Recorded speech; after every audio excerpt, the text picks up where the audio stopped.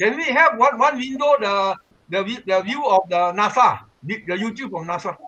Cannot. We wait the live session on. Let everyone see us first before we start the live session. If not, Okay. Yeah. okay. Okay, so good evening, everyone. So welcome again to our panel discussion session. So again, it's for this mission, we're going to Mars as well. But then I think for this mission, it is going to be more exciting. So we are now going to discuss about the launching session that will be happening in around 20 minutes, which is the launch One minute. of Mars There's echo. 2020 There's mission echo. of Dr. Chong, Perseverance are you? and Is your Ingenuity YouTube helicopter. chat on? The launching session that will be happening in around 20 minutes, which is the launch of Mars 2020. I think probably Dr. Chong is. Okay. Dr. Chong, you on? Okay. We have to. Okay. Off already. Okay. Yes. Okay. My- So my- let us continue. So in the coming 20 minutes, there'll be a launch on the rocket Atlas 5 from United States, which is the mission Mars 2020, consisting Perseverance and which is a rover and another helicopter, a small helicopter drone called Ingenuity. So first of all, let me introduce our panelists today. First of all, which is Dr. Chong, as you know, is our president of the Astronomical Society of Penang. And secondly, we have our rocket scientist, Mr. Lai. Hi, Mr. Lai. So, And then we have our amateur rocket scientist and the rocket scientist to be Mr. David To. Yeah. So maybe let me invite Dr. Chong to have a short introduction for this mission. Now, first of all, the presenter MC, you must present yourself also. Give your name, MC. Your name. Okay. My name is Chai Hong Shen. So I will call myself an amateur astronomer, I think. Yeah, Dr. Chong, please continue. So again, look at my hands. Wow, just strong, very waiting. Sorry, a kind of old story. That will make me look like a dinosaur. 1975, I was a student in USM, Bachelor of Physics degree.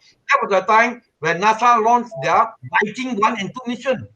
So I followed that mission, no? Later on, it reached the Mars, more than half a year later, and landed on Mars. And then later on, in 1997, NASA sent the Sojourner Pathfinder mission to Mars. We also followed that. I remember when he landed, he gave a talk in Convent Green Lane High School. All right. And early 2000, Mars, Sojourner, no, Spirit and Opportunity lander, rover. And then, of course, early 2012, you have the NASA Curiosity rover. So now it's the fifth NASA lander, hopefully will land on Mars. So it's called Perseverance rover, right? So we know that this is a very complex, complicated robot. It could be, I would feel, the most advanced robot built by human being, and maybe also the most expensive robot. Why?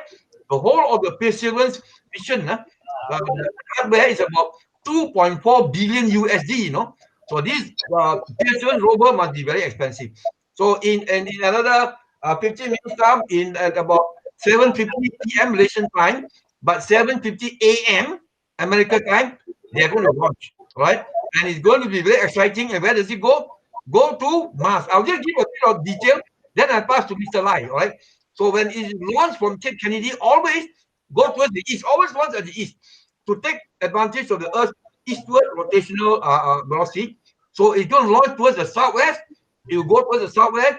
It will go between Africa and South America, pass by Brazil on the north, and it goes down and you cross over to the north, passing by South Africa, and then you cross the South Indian Ocean, and you cross over a place called where? Indonesia, Iran Jaya. And when it goes past Iran Jaya, it will be inserted into orbit towards Mars.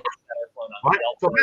So according to all we know, the weather conditions in Florida is very favorable. So if nothing goes wrong, it should be able to launch. That means all the conditions should be suitable, right? So I passed over to Mr. Lai. You're mute. Unmute your thing. Unmute your microphone, Lai. Lai, unmute your microphone. Yeah.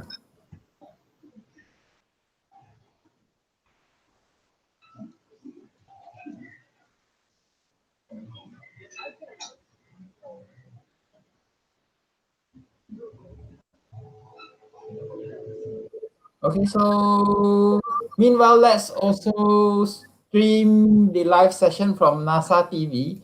So this is about, I think, another 13 minutes to the launch. 13 minutes. Yeah, the launch time countdown, 13 minutes to the launch.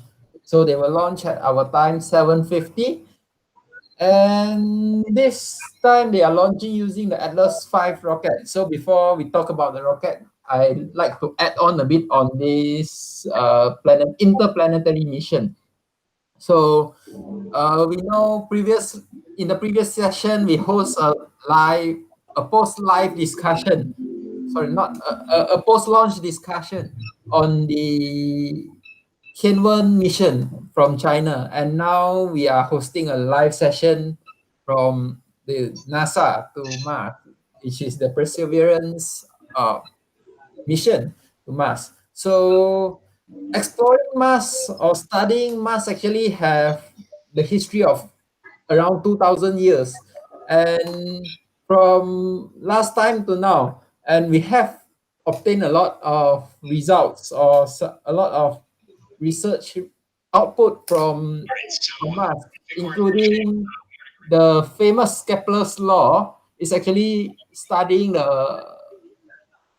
by observing the position of Mars in the sky, and then Johannes Kepler managed to come up with his famous Kepler's law of orbit.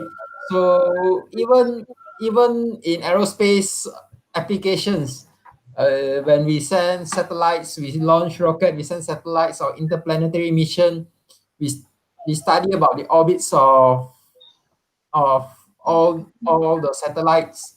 We design the orbit, and the calculation of orbits involve a lot, which is the Kepler's law of orbit. And Kepler's law of orbit actually derived or obtained from the planetary motion of Mars. So the study on Mars have been a very long time. So now let's have a look on the launch. Have a brief discussion on the launch of this launch. So this launch is actually launched using the Atlas 5 rocket.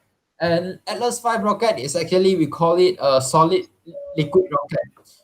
When we say the liquid rocket, it doesn't mean that the water rocket we are launching in the secondary schools or what. But then this liquid rocket, that means that this rocket is launched using liquid propellant.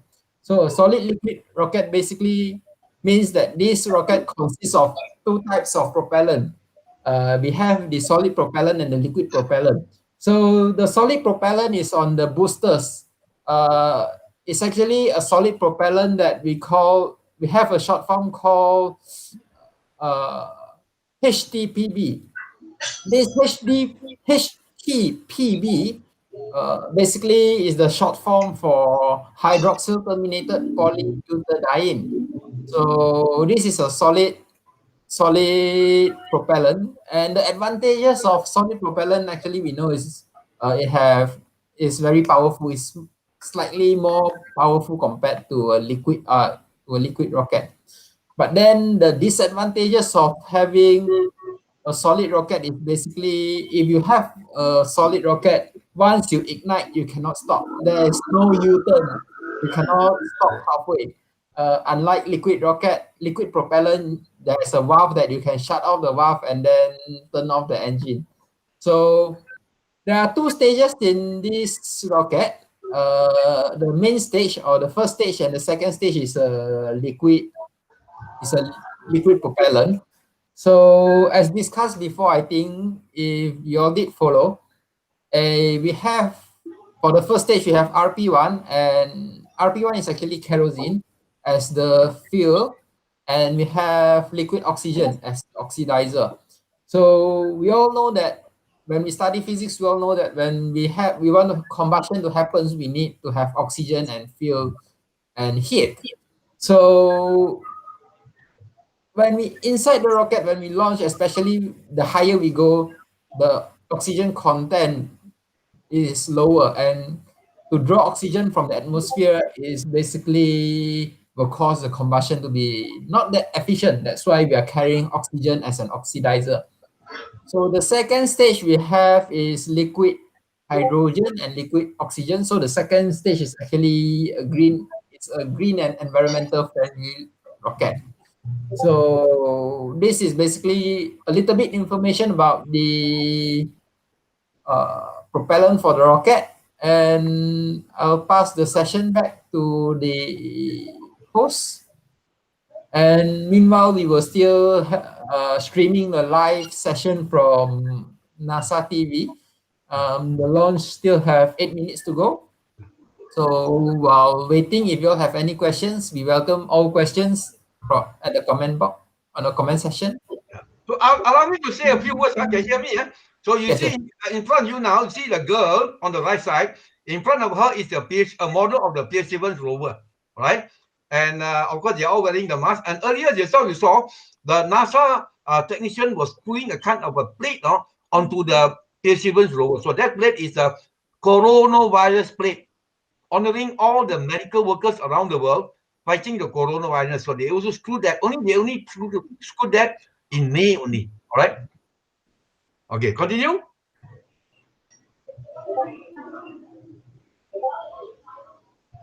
Maybe David, you want to say anything, David? Yeah, so meanwhile, since we are waiting for the launching, maybe anyone can have some comments on the launch. So, like go. what David say? No, you can say. So like what Mr. Lai said just now, the first stage, the inner core is a Russian rocket. Okay, liquid oxygen and RPG one. That means what call kerosene. But the solid state boosters are solid fuel. So it is actually the fuel from the four solid state boosters that make the rocket, the tail, white color. Whereas the liquid hydrogen, liquid oxygen, when it burns in pure water, the tail is not so evident. It's from the solid state booster, right? So once the four solid state booster fall down, the inner core, Russian first stage, will still fire, and later on it will drop away. And the second stage, the Centaur stage, like what Mr. Lai said, liquid oxygen, liquid hydrogen, it will ignite, right? And it's the Centaur second stage that will push the Perseverance rover towards Mars. All right, that's it. So now we're waiting for the launch time. And as I said, it's going to tilt towards the southeast. And you look at this, we are now looking towards the eastward direction towards Africa. No? If we have to tilt towards the southeast, I mean, when it goes up, this rocket must turn towards the right, to the southeast. All right. So ULA is the United Launch Alliance. It's now it has bought over by two companies. Previously, a few defense contractor. Now it's actually Lockheed Martin and Boeing company. So Boeing company not only need commercial airlines, no, military also got. So this is a rocket built by two defense contractor, Lockheed Martin and Boeing company. And this launch complex 41 is the one they always used to launch by ULA to Mars. All right. It's very near to Launchpad 39A. You should know, Launchpad 39A is where they launch all the manned mission from Cape Kennedy. So you see that the weather there is very good. Another less than 5 minutes to launch time. But like you look carefully, I only see two solid state boosters, not four. Two. Two solid state boosters. There are four. There are four. I see two only at each side. Yeah, two at each side. Correct. Two at each side. They are altogether four. Correct. Yeah. So if you look at the condensation blowing towards the right, the wind speed is not too fast. So if the wind speed is okay, acceptable. So what are all these three towers, tall towers next to the rocket? Three tall towers. What are they?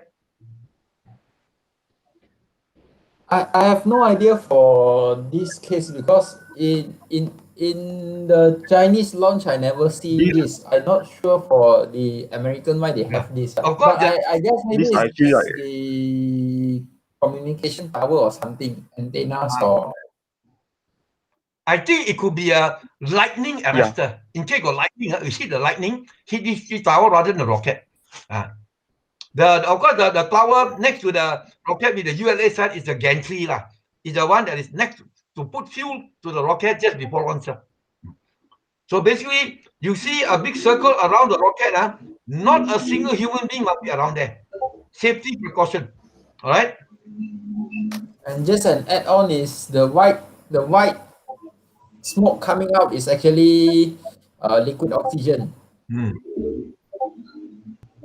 And of course, many types of NASA mission, they don't announce this, they don't want to frighten the people on the beach. Do you know that the power supplying perseverance on Mars is not solar cell? It's a radioactive isotope, all right? And that radioactive isotope, if during the launch time some accident happen, it will be what? Radioactive contamination. So NASA has a kind of protocol that if the rocket explodes during launching, the radioactive thrown all over, you have what? Shelter in place lah. Hide, go inside the building and don't come out. And they have to decontaminate the radioactivity.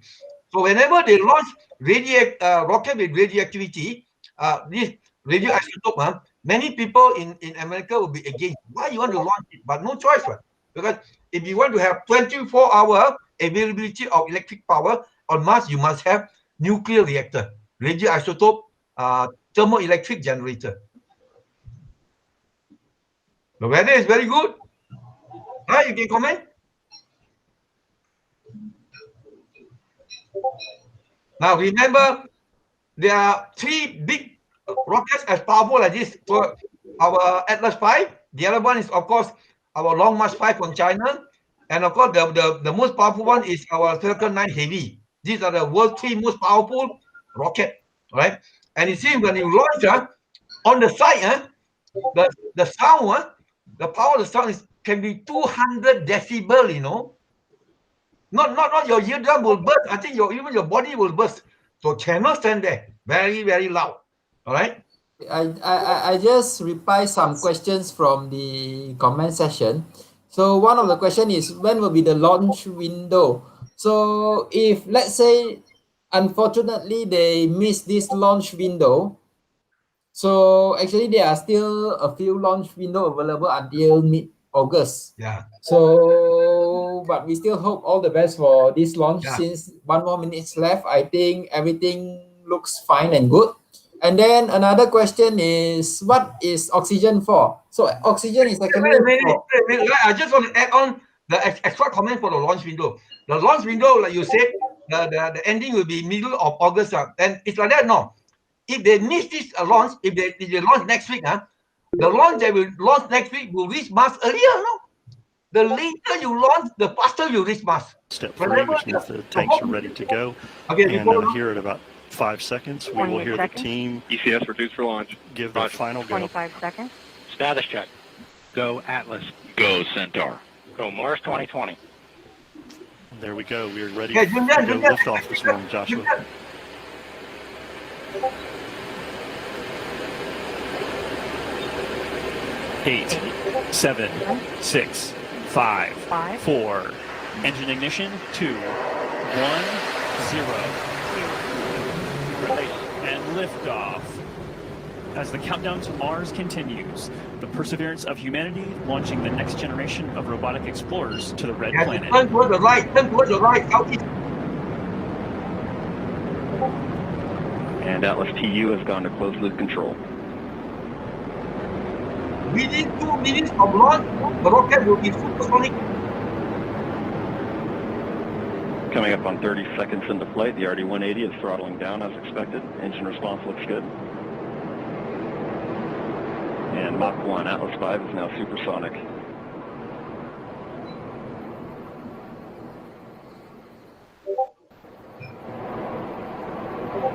And passing 45 seconds into flight, vehicle is now passing through max Q, maximum dynamic pressure.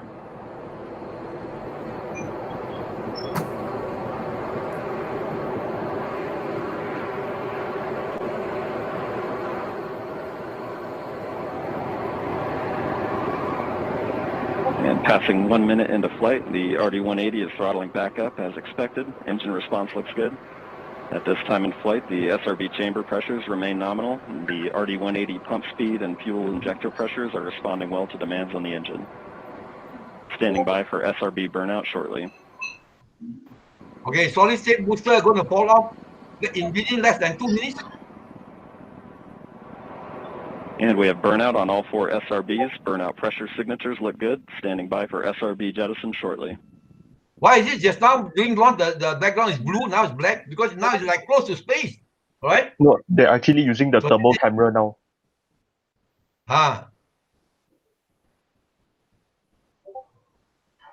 You can see the... And we have good indication of SRB jettison of all 4 SRBs.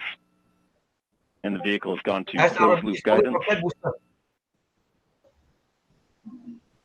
Vehicle body rates are responding nominally at this time. So the first stage central core is still functioning.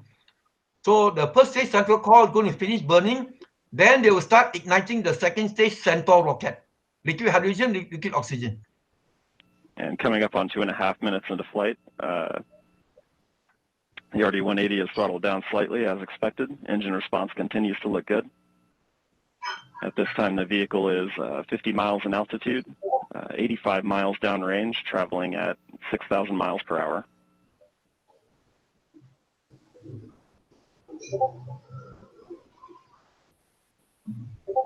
And the Centaur reaction control system is now pressurizing to flight levels.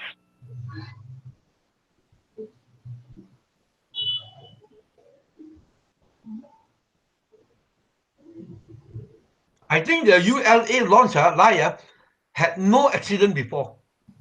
100% success rate. And just past 3 minutes into flight, the RD-180 is now throttling to maintain a constant 2.5 G acceleration limit for payload fairing jettison. Engine response and vehicle acceleration look good.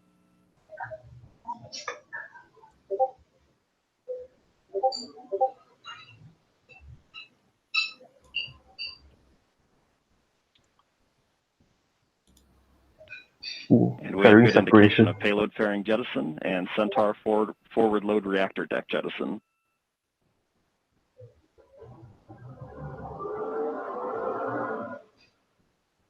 And the RD-180 is throttling back up to attain a 4.6 G acceleration. Engine response continues to look good. It's already in space, 270 kilometers from the Earth's surface. No, the unit is miles, it's not kilometers. Oh, the American use miles already in space. For operation. About 65 miles is 100 kilometers. Standing by for BECO shortly.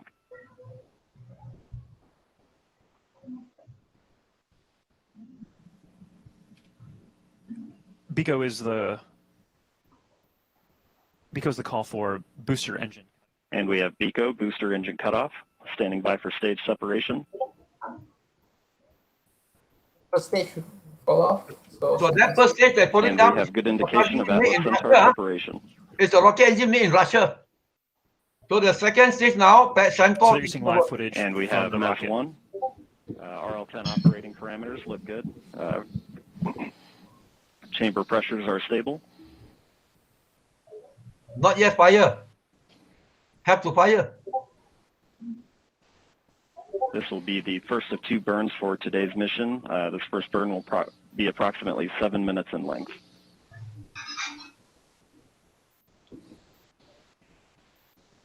So the Centaur will push the So Mick, that's pretty exceptional footage there. That's live video. We will see that switch over shortly so into an rocket animation now is that kind of actually helps around 6 let us know what's happening with the rocket. But right there, a beautiful liftoff. Fun to feel that no, it's actually firing. It's using towards I don't see orbit the flame. and No then flame coming up.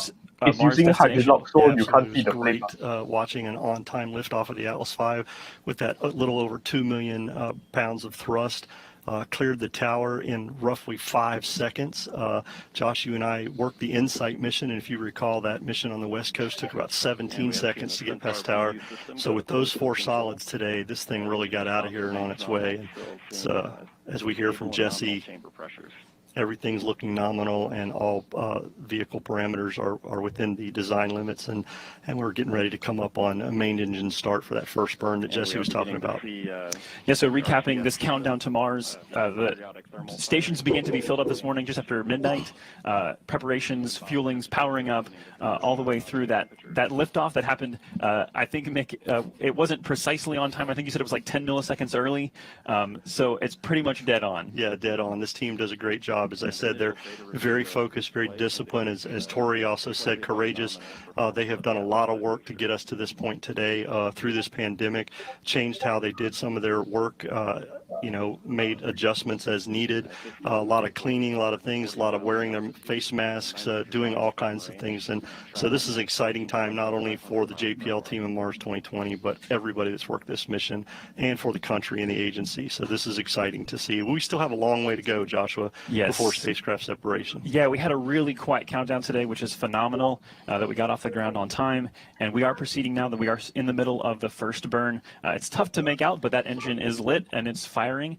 So we are in motion. There you go. There's that animation we talked about. This is not Raven, this is an animation. Switch to a Yes, this is the animation. format. TDRS. Overall telemetry quality is very good. The space tracking system. So there you go. This is not an actual video, but this is an animation that's driven by real data. So although we're not actually seeing the engine on screen right now, we can see that the engine is lit, and that is driven by the data that says that the engine is truly lit and we're in this burn. Yeah, the launch vehicle continues to send telemetry to the launch team via the TDRS network, as you mentioned, and that allows them to continue to watch what's going on and make sure all their sequence of events meet their timeline.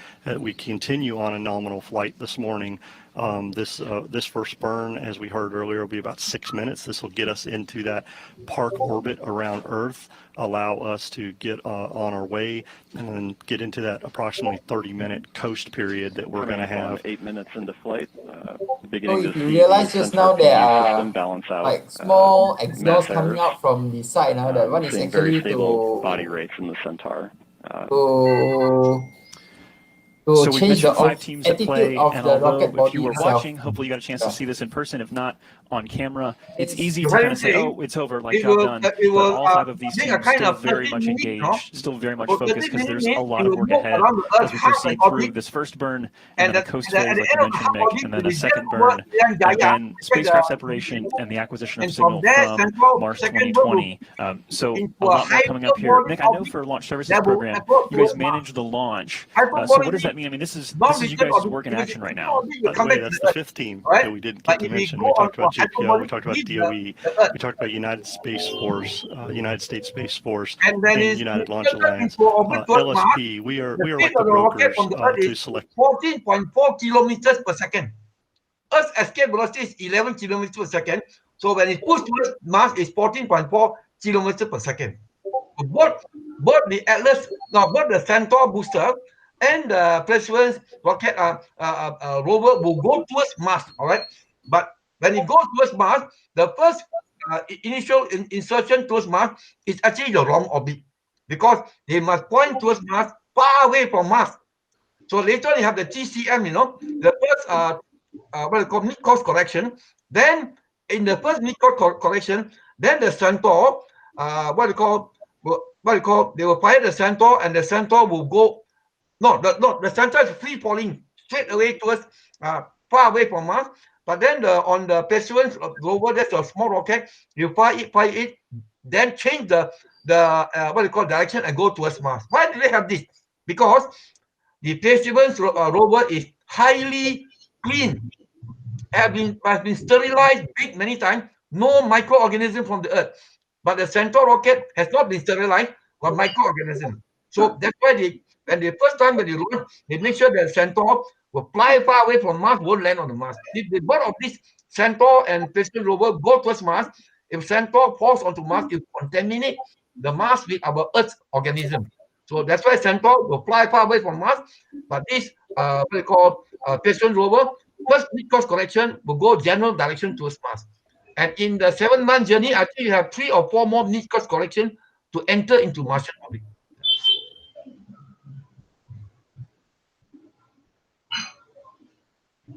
So in about, I estimate about 8:30 p.m. 8:30 p.m. half an hour after launching, you know where would be the rocket? Near to Malaysia, but it's actually in Iran Jaya. Iran Jaya. So once it goes past Iran Jaya, and then Singapore will push it towards.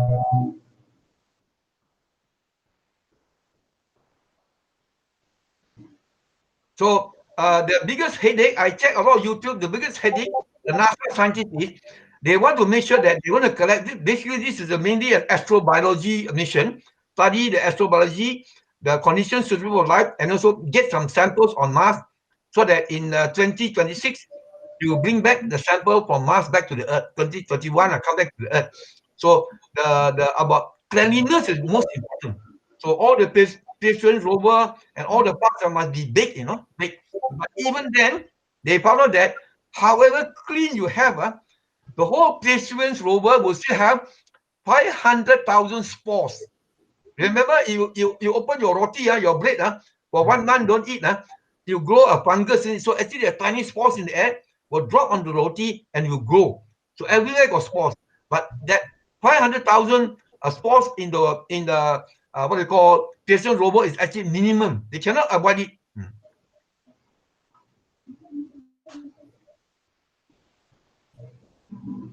So this is called our forward contamination. Remember, in 1967, many countries in the world, including Malaysia, they signed the Outer Space Treaty, 1967. And in this Outer Space Treaty, they signed that whenever they send anything outer space, make sure the organisms from Earth do not pollute that planet. And later on, when they bring back samples from the moon or from Mars back to Earth, it's called backward contamination. So make sure that whatever organism on Mars come back to the Earth is tightly sealed, not exposed to the Earth's atmosphere, right? May bring back dangerous germs. So this is called forward contamination. So the Perseverance rover is very sterilized already, okay?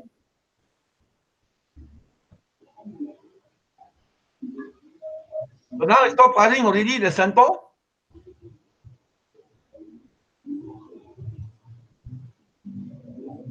So I estimate about 30 minutes after launch, it would have gone half an orbit around the Earth, and then the Centaur will have a second burn to push it towards Mars. And now both Centaur and Perseverance is in the general direction of Mars. But if they don't fire any more rocket, the Centaur will miss the Mars, and Perseverance also will miss Mars. So that they don't want the Centaur to enter Martian orbit and fall into Mars and contaminate Mars. But the Perseverance will have a second correction, I think in a few days' time, to change the orbit to go directly towards Mars.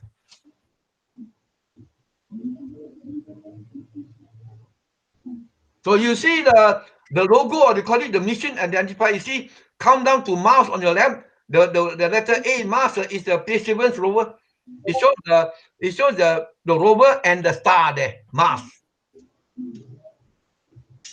So, Lai, you want to explain what are the experiments on the rover?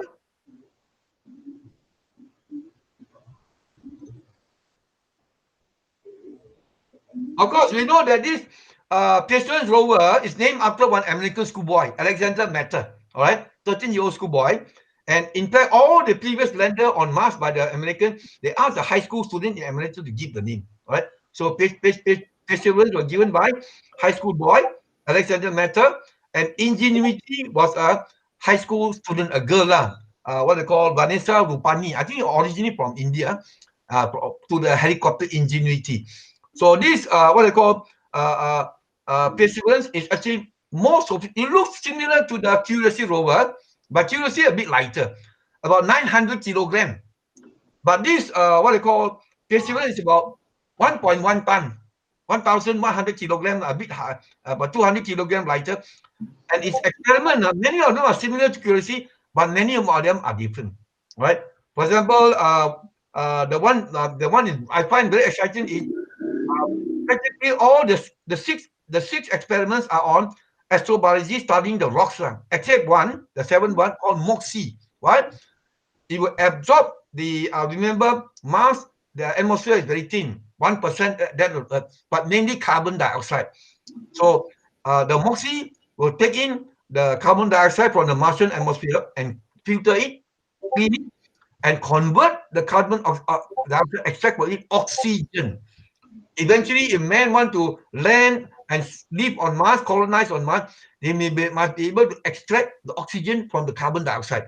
So this is a very important experiment. If it works, it means that in future, men land on Mars, they can make use of the carbon dioxide and extract for it oxygen. So this is the MOXIE experiment. The other 6 experiments are all about sampling. So all, many, very interesting experiments. Right? You want to talk about the experiment on Mars? You have, for example, the big arm called Sherlock Holmes. He will come down and drill. By the way, this drilling on Mars is not the first time. 1997, 23 years ago, we gave a talk in Common Greenland where the Sojourner rover, small one like a microwave oven, landed on Mars and then go towards the rock and drill the rock, and put into the rover and do some experiment. So this drilling thing they have done before. So they have done, so a lot of ways they have to study. So you know that the main aim is an astrobiology mission. That is, what they call, see whether they already know from the Spirit, Opportunity, and Curiosity mission that previously on Mars got a lot of water, liquid water, and the conditions on Mars actually are suitable for life. And they are quite certain that 3.5 billion years ago, there's liquid water on Mars that caused all the water flowing in the river, but all dry. So the big question is, where did the liquid water go? But they know that because previously got liquid water on Mars, conditions on Mars 3.5 billion years ago, very suitable for life. Maybe got life also. All right. So remember that in February next year, the targeted date is 18th of February 2021. Mark on your calendar. What do you call this? Perseverance rover will land on the surface of Mars after the 7 minutes of terror in a place called J0 crater. It's a crater in the northern hemisphere. If you look through our telescope, there's a place in Mars called Syrtis Major. Look like a rectangle. In there, there's a big crater called J0 crater. And from the previous orbital mission, they know that J0 crater previously got liquid water, but now dry. So on the western rim of the J0 crater is where Perseverance is going to land, and they do a lot of life science experiments. So they are very sure that J0 crater got liquid water last time. So the diameter of this J0 crater is about 50 kilometers. So it's the distance from, I estimate, from Batu to Kurun, or from KL Center to Genting Highland. That's the diameter of the crater. We're going to land there and do a lot of experiments. So this mission, if it works according to plan, Perseverance mission objective is about 1 Martian year. Right? So 1 Martian year is equal to about 2 Earth years. So Curiosity is still functioning. Curiosity landed 2012. Today is 20 for 8 years. Curiosity exceeded its mission lifetime, still working. Curiosity, right? Curiosity landed on Gale crater on Mars, right? So that means there's some like you saw some thrusters they're firing, Yeah. Yes, I actually did comment on the mini thrusters that are firing just now. It's actually adjusting the orientation of the rocket or adjusting the attitude of the rocket body together with the payload. Yes. So that means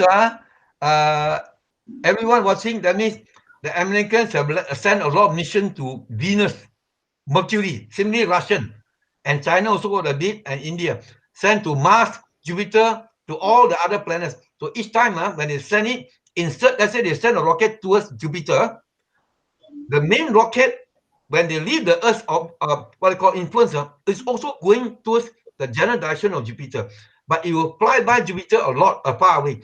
But the probe that will land on Jupiter will change its what they call orbit later on to land on Jupiter. So in other words, you drop a probe on Mars, the main rock, the second stage, the upper stage will fly by Mars.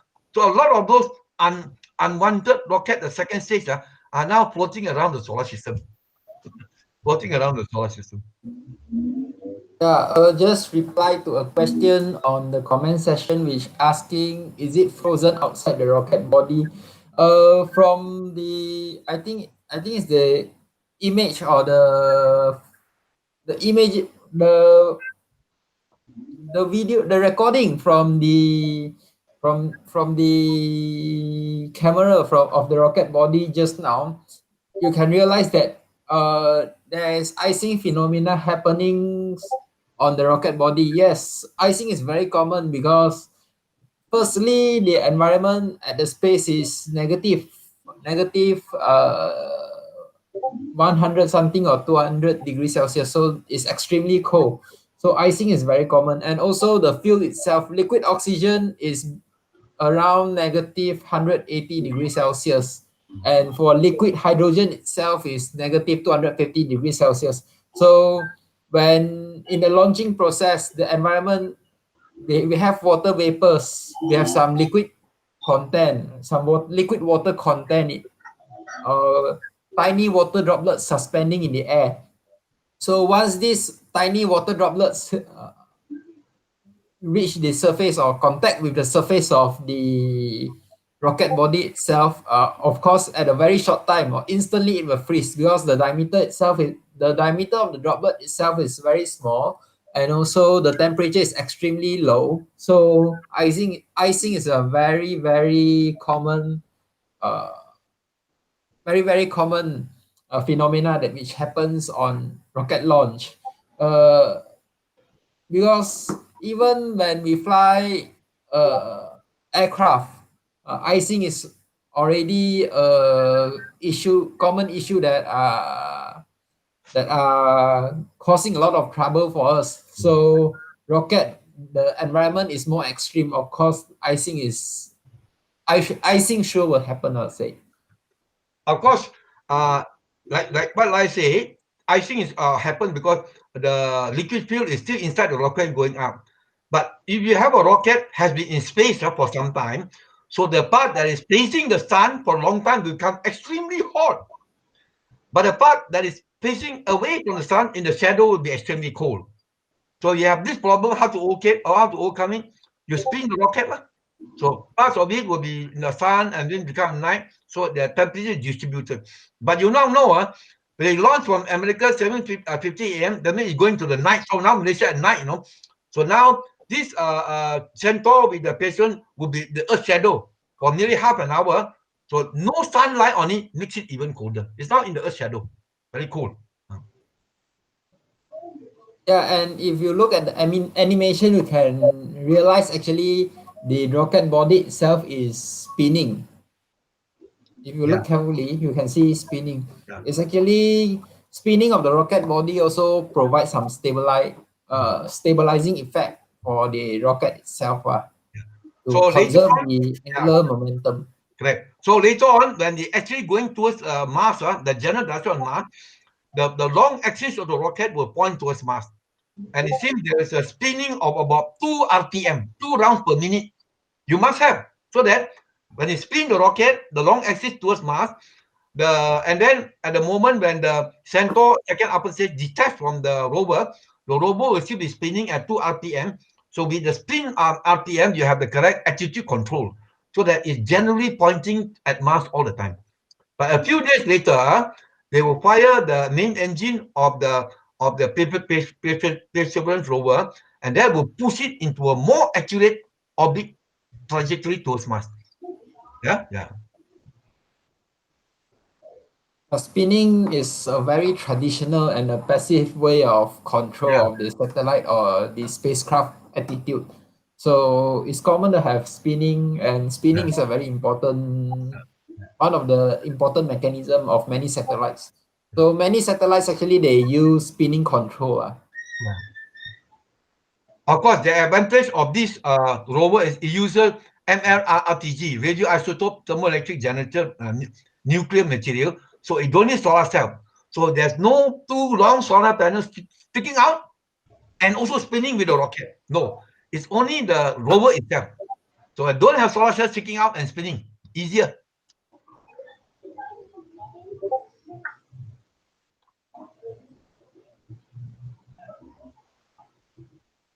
So again, we know that it's actually will be very soon when the Centaur rocket fire a second burner, it will be inserted into a more or less homeland orbit to coast to Mars, right? And February, then it will slow down. It will slow down again, and there will be a retro burn on the rover to make it captured by the Mars gravity, right? So remember, the final burn to push towards Mars is 14.4 kilometers per second with respect to the Earth, you know. And then with the Earth's orbital velocity of 30 kilometers per second, so actually with respect to the Sun, perseverance is going towards Mars at 44.4 kilometers per second. But when it reaches Mars, it must slow down to a speed of the orbital velocity of Mars around the Sun, which is 24 kilometers per second. So it must lose about 17 kilometers per second. So in rocket technology, like you say delta V. Delta V means to achieve from this part of the orbit to another part, how much we add to the velocity, how much we must be subtract. So the delta V To be simple, is actually we call it the change in velocity. Because if you maintain the velocity, basically you will maintain the same orbit. So you can actually, if you want to change the orbit, so you have to calculate how much velocity you need to change, whether you increase in your velocity or decrease in your velocity. If you usually is when you increase your velocity, you will go into a higher orbit. But if you decrease your velocity, you will go into the lower orbit. So this is when we calculate orbit insertion, or we say change in orbit or orbital transfer. Then we have to calculate the delta V, or we call it the change of velocity. This one is something very important in the study of orbital mechanics. Right, the two NASA scientists are impressed by your explanation. Look, impressed. Okay, so that means the delta V, when it's going towards Mars, leaving the Earth's orbit, what they call 44.4 kilometers per second. So when it enter into Martian orbit, it's 24. So it should lose about 20. Delta V should be minus 20 kilometers per second. All right. So basically, in a few days' time, right now, the dominant gravity force acting on the Centaur and the Perseus is Earth. Now this is Jezero crater. When it was still very young, Earth, Mars are now presently, right? This is the landing spot where you have the so-called delta. The river flowing from the left to right form a delta. Like most rivers in the world have a delta, right? And it's going to land somewhere in the delta.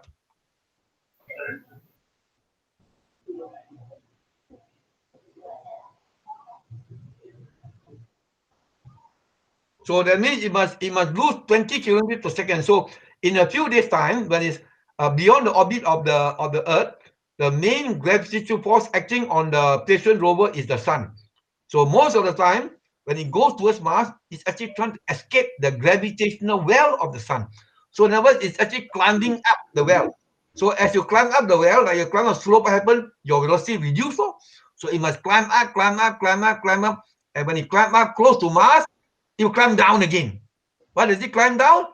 Gravity of Mars take it over, right? So when it increase the velocity but going towards Mars, then it must, because that time its velocity is still greater than the orbital velocity of the Mars around the Sun. So there will be a delta V burn of another minus delta V burn, so that it will lose velocity to match the orbital velocity of the Mars around the Sun, so that it can be captured to orbit around the Mars. And what we understand that from Hong Juan, that it's going to be enter into a polar orbit around. I think it's a polar orbit. I don't know. Oh, no, sorry. There is no orbiter for this mission. The American mission don't have orbit. It only has a lander. So no orbiter. You land straight on Mars. So this is an actual one-to-one model of the Perseverance rover. Very advanced, about 1,025 kilograms. But that is on the Earth. Remember, the Martian gravity is 30% the Earth. So it's actually about 370 kilogram on Mars only. 370 kilogram on Mars. So there are 7 science experiment, 23 camera, and 2 microphone. First time you're going to listen. You see, when you land, you can get the microphone. And also you have dropped from the belly, from the underpart of the rover, the Ingenuity Martian helicopter. First time they have a powered flight on Mars. It's important to mention the word powered flight because I remember in 1987, when the Russian landed the Venera launcher on the surface of Venus, you know what they did, the Russian? They released 2 helium balloons. There's a flight, balloon. It went up to the atmosphere of Venus about 50 over kilometers. But that was unpowered flight. So this time is a powered flight, first one, on Mars, helicopter. So, yeah. So very big, right? So very big. That is our perseverance. No, the helicopter. Ingenuity. Right? Do you know why? Why the rotor, the helicopter blade got turned in rotating opposite direction? It's called counter-rotating rotors. Two set. Do you understand why you have? There are some helicopter like that built by the Russian army. The rotor rotate opposite. It's like this. Normally on the Earth, you have one big rotor. You need at the tail of the helicopter another small rotor, because when you have a rotation like that, it's our Newton's third law. So there's a force provided by the rotor, main rotor, acting on the shaft of the rocket. So when you rotate like that, so the part of the rocket holding the rotor will rotate in the opposite way. So to counteract it, at the tail of the helicopter, you have a small fan to oppose that rotation. So then the helicopter can fly in a straight direction. But the problem is they cannot make a helicopter on Mars like that on the Earth. One big rotor and a small rotor and the tail. No. So they make 2 counter-rotating rotor. Why? For one big counter-rotating rotor rotate like that, the body want to go opposite way. But now on the bottom, the another big rotor opposite the other way. So what they call the opposite forces of the 2 rotor will cancel off each other. So that means there's only the lift only. And then how does the Ingenuity helicopter can move left to right, forward and backward? You see the angle of attack of the rotor blade. The rotor blade got the angle of attack, either shallow angle or higher angle, and then it's not even on the right side or the left side. By making the angle of attack different, they can make the helicopter move forward, backward, front and back. Yeah.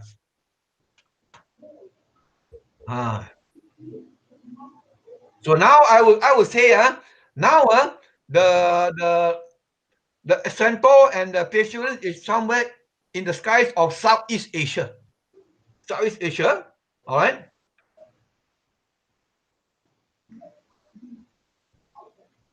So that one, the lady is Sally Ride, one of the first American woman astronaut.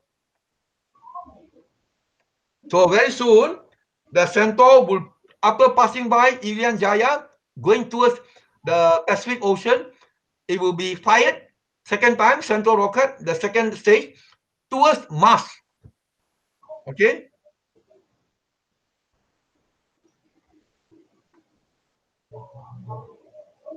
This is the boy that gave the name Perseverance to the rover.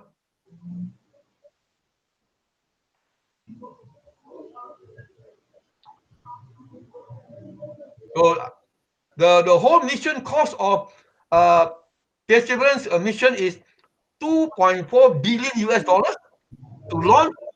I remember it will be a 2-year Earth mission. What about paying the gaji, the salary of all the scientists on the ground to follow for 2 years? Another $300 million.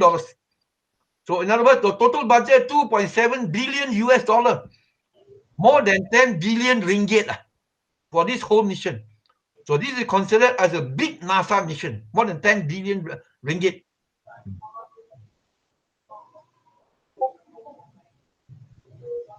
So I think now basically what they are saying is, can you on the sound now? On the sound now? I think you say that successful insertion towards Mars orbit. Can on the landing date of Perseverance on February 18th, 2021. Now we are joined by Dr. Thomas Zurbuchen, Associate Administrator for Science at NASA. Dr. Z, thank you so much for coming over here. God, I'm so glad I'm here, and I'm so relieved. You know, we have a space mission. We're in touch with the spacecraft, you know, and everything is nominal. We're waiting, of course, for the second burn, but not quite there, but we're really close. Yes. So can you tell us what makes going to Mars incredibly hard? So there's really two pieces that make it hard. The first one is what we're doing today, which is you really need to head in the right direction. Yeah. So take it off the Earth and have a lot of energy and head exactly in the right direction, because what you want to make sure is in February, when Mars comes, you want to be right there so you can get captured. The second one, which is the one that's going to make us nervous in February, is to entry, descend, and land. You know, so the Mars atmosphere is almost the worst of all worlds. If it was really thick, you could do what we're doing on Earth, which is go in and with parachutes. Yeah. If there was none of them there, you could do, you know, what we do at the moon. And in Mars, you have to do both on top of each other, which makes it 10 times harder than any of the other two. And so that's what makes it so hard. Wow. You've devoted much of your life to science. And you were asked the other day. Okay, so you heard what he said, huh? They were very, very happy that the second burn was successful. So the second burn means the Centaur rocket would push well, first of all, spin the stations at 2 RPM and fire the rocket into the general direction of Mars. So I think the second burn was successful. So basically now we know that remember the Mars opposition ban 13th of October this year. Another about 2 months. That means if you imagine you are on a jogging track, like a USM, we have a jogging track. But normally in the jogging track, in the Olympic Stadium, the people run around the track clockwise, you know. Now to talk about Earth overtaking Mars, you must consider we are running in the track anti-clockwise. So imagine you are on the jogging track. When you run anti-clockwise. The first lane on the left, also on the left, is what? Mercury. Second one is Venus. Third is Earth. Fourth is Mars. So that means Earth is on the third lane, running anti-clockwise. And Mars is on the fourth lane, going anti-clockwise. But right now, Mars is ahead of the Earth. So that means if you're on the third lane, Mars should be in front of you on the right. But on the 13th of October, opposition. So that means the Earth and the Mars in the same line, going towards the center of the stadium.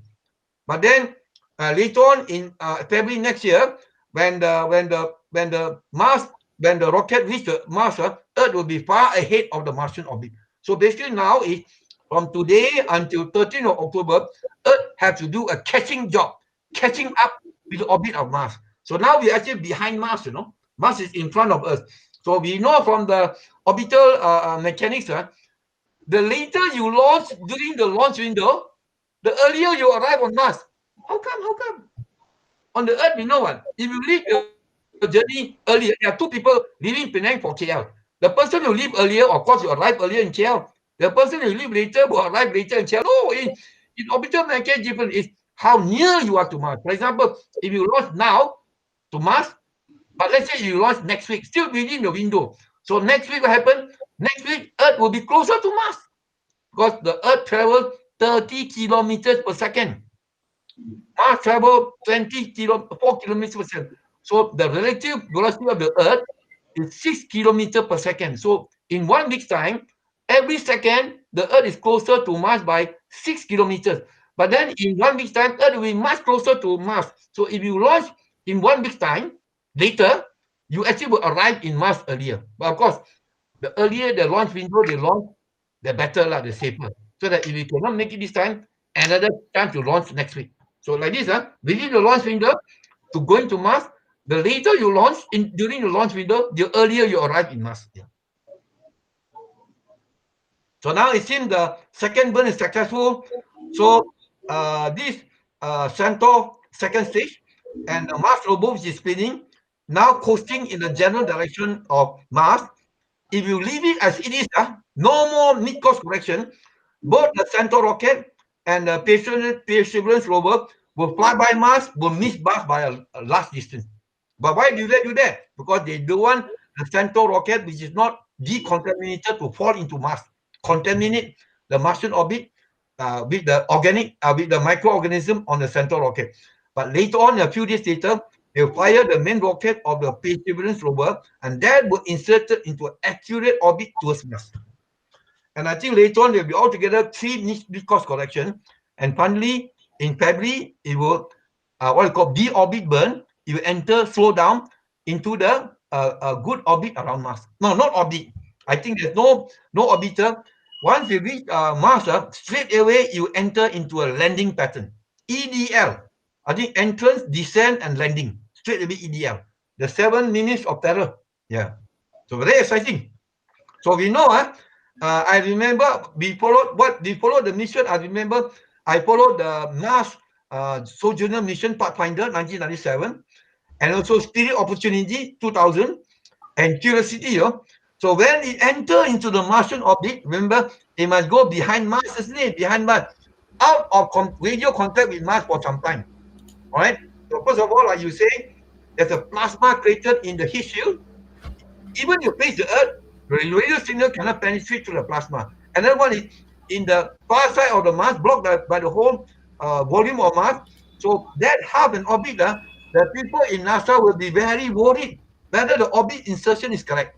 So only when it come back behind the Mars, facing the Earth, then I think at that time they say what about 10 minutes of the radio wave to leave Mars and reach the Earth. So 10 minutes later, then only you can. That will happen. Then all the young scientists in NASA will jump up and down. Jet Propulsion Laboratory will hug each other. So I remember many years ago, one of the USM students, when I think when he studied in America, he visited Jet Propulsion Laboratory. Hey, Dr. Chong, Jet Propulsion Laboratory very small, not too big. So it's actually built by the Jet Propulsion Laboratory and the Caltech. Caltech is a private university in Pasadena, where the Jet Propulsion Laboratory is. So built by the JPL, Jet Propulsion Laboratory, Institute of Technology. So I think very soon they are going to announce that the second orbit insertion is successful. So we have to wait. So what I think, so most of the time, from now until February next year, maybe I can use my term. I used to be strong. The rocket, the Perseverance rocket going towards Mars, what in the sleep mode, quiet mode, no activity. Maybe a bit of, I use the word housekeeping now. From time to time, maybe from NASA, they send a signal to the Perseverance to test the system, all the experiment working or not. And remember, NASA has set up, I remember many years ago, I used to follow the DSN, Deep Space Network. 3 big radio telescopes, one in California, one in Australia near Canberra, and one in Madrid, Spain. So with these 3 radio telescopes on the Earth, anytime in space, they can contact, because it's 120 degrees around the Earth between one and the other. So anytime, there's always one radio telescope on Earth can receive. So these 3 radio telescopes will beam the signal from the Earth towards this Perseverance rocket, and the Perseverance will transmit back to Earth into these 3 big radio telescopes. And these 3 big radio telescopes are very big. The signal from Perseverance is very, very weak, It can be still detected by the 3 radio telescopes on the Earth. And when the Perseverance rover is working on Mars, you beam its signal to the 2 American orbiters in Mars now. The Mars Reconnaissance Orbiter and the Mars Odyssey Orbiter. So the Perseverance will not beam from the radio signal from Martian surface back to Earth. So the transmitter on Perseverance is very small, very big. So transmit from the Martian surface to the 2 American orbiter, and the 2 American orbiter got powerful transmitter, big antenna, will transmit back to the Earth. Be detected by the NASA Deep Space Network. Yeah. So we remember last time when Spirit and Opportunity landed on Mars, and also Curiosity landed on Mars. What happened? I remember one of the NASA scientists in the Jet Propulsion Laboratory. We never follow California Earth time. They follow the Martian time. So it seems in the house, in the office, there's a clock say, remember, there's a guy who be in charge of the rover on Mars, So they now Martian day, Now is the second burn. Now it's only second burn. So there's no burn. Sorry, mistake. So this is the second burn. Of course, there's also, I think, a spin. They don't show the spin. No, the spinning just now is already there already. But right now in this video, they don't show the spinning. It's supposed to be spinning also. The spinning rate is very slow. It's just to stabilize the rocket body itself. 2 RPM, 2 rounds per minute. So main engine cut out 842. 842, another 6 minutes. They burn for 6 minutes. Long time, you know. So this second burn, will make the rover achieve they call it hyperbolic trajectory. Hyperbolic means not trapped by the Earth's gravity, but it's elliptical orbit. It come back to the Earth. Hyperbolic orbit, that means it will leave the influence of Earth's gravity and it will achieve a velocity of 14.4 kilometers per second above the escape velocity of the Earth.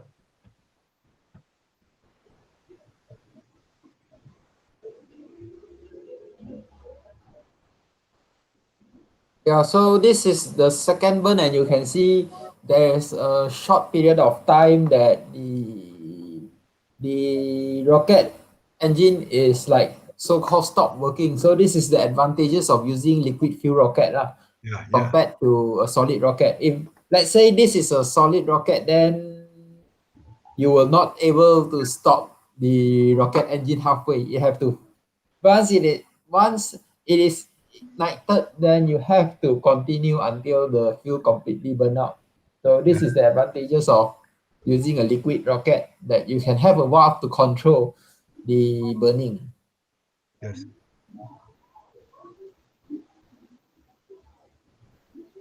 So we hope those American do you know that the American NASA, they have what Office of Planetary Protection, and in this unit it's called Planetary Protection Officer. So the main officer is a woman, you know. I just saw him on YouTube a few days ago. See what she says, that they make sure that all the Perseverance rover and everything must be baked, sterilized, no bacteria brought there. Especially there are 43 tiny capsules. They're going to grind through and drill through the rock and put the sample in the tiny capsule, and later on they put it on the Martian surface. And in 2026, the American and the European will land a rover on the Mars and collect all the tubes, and 2031 bring the tubes back to the Earth. First sample return mission from Mars. So those tubes are the most pure, uncontaminated things brought to Mars. So that was a big problem. And they only inserted the tube the moment, the day before they integrate everything they put in. Because they're scared that you put in 1 month earlier, within the month, some bacteria will go inside. So only before they integrate everything, they put the tubes inside. Yeah. So this is called our forward contamination. Remember, our Dato' Maslan from Malaysia was the director of, I call it UNOOSA, UNOOSA, United Nations Office for Outer Space Affairs. So this UNOOSA was the one who initiated the Outer Space Treaty in 1967, where American, Russia, and many countries in the world signed. I think Malaysia also a signatory, so that if you want to go to Mars, you must decontaminate the materials here so that you don't contaminate. And you bring back also, make sure that you bring back, you have a quarantine procedure. And remember, the Outer Space Treaty is very general, no, it covers a lot of things. They say that the moon, the solar system, it cannot be owned by any country on the earth. It's for all of mankind. Just like, remember, in our Antarctica, nobody can own Antarctica, no? You can set up your own base station owned by your country, but the whole of Antarctica is for all of mankind. So similarly, the moon, the Mars, the solar system, for all of mankind. Nobody owns the space. So this is our Outer Space Treaty. And the Outer Space Treaty is very clear on this forward contamination, bringing a microorganism from Earth contaminating Mars, or backward contamination, bringing the microorganism from Mars back to the Earth. Yeah. So both the Chinese Tianwen 1 mission and the Perseverance mission is very important. Both are astrobiology. To see, they already know there are conditions suitable for Mars or life on Mars. Liquid water last time, but I don't know where's the liquid water now. So they're going to drill there and sniff there and analyze the rock and the material there to see whether it's 100% proof that previously there's life. So basically, I don't know whether now can have life lah, Hong's one. Basically, I would say that the Chinese and the American are looking for proof of fossilized microbial life. That means microbe that become fossilized lah. So that means within the cell of the microbe, They are looking for the spaces. Yeah. So this what they call a silicate of. But I think most probably I think most probably there are microbes at Mars, but maybe it's not somewhere near the equator, but at the polar region, which there are thick ice over there. I think there's a high chance there could be microbes growing over there. I remember NASA have sent me, is it the Mars Insight or the Mars Phoenix mission, you know? They actually land on near the ice cap there, and they drill down there, and they confirm that below the surface got frozen liquid water. Confirmed. Frozen liquid water on Mars. I see. Yeah. So if they have some proof, nobody can deny that previously Mars got microbe. They of course they don't expect to see ikan delis or a frog jump out from the rocks on Mars. But previously there's a microbial life, but now become rocks, silicate. That means a big deal, you know. Big deal, you know, got life, you know. So now we know that NASA also got a plan, you know. They want to land on Titan and see whether Titan got life. And also on Europa, hopefully below the ice, got warm water or liquid ocean, maybe got life. So these are the three places, solar system. Previously, during my high school mission was time was what? Mars. Now no, Mars, Europa, and Titan. Okay, Titan is the moon of Saturn. Actually, see Europa is the moon spacecraft. Yeah.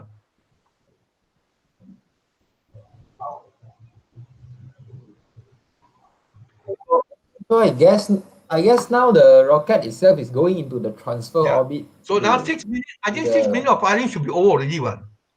No, not yet. Yeah, Not yet. it's 8 minutes. Now, there fire over. So now it's actually I use the word both the Centaur rocket and the Perseverance module are free floating towards Mars. They will detach soon. They will detach to each other, free floating.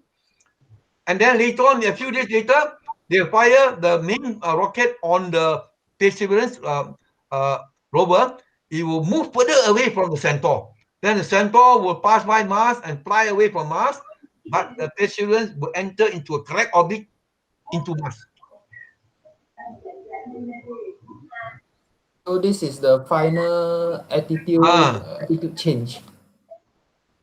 Yeah, it will detach, I think. Yeah.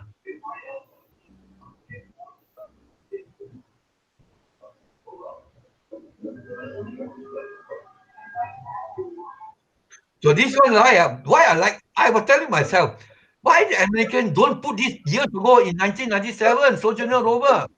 Microphone, now they put microphone. So now it's in, the moment the 7 minutes of terror end, the sky crane dropped the rover onto the Martian surface, the microphone will detect the sound. And later on, when the arm will drill the rock, the microphone will detect, there are two microphones, detect the sound. And the Ingenuity helicopter will lift out 100 meters from the rover. They can also detect the sound. Wow, that'll be interesting. Sound on Mars.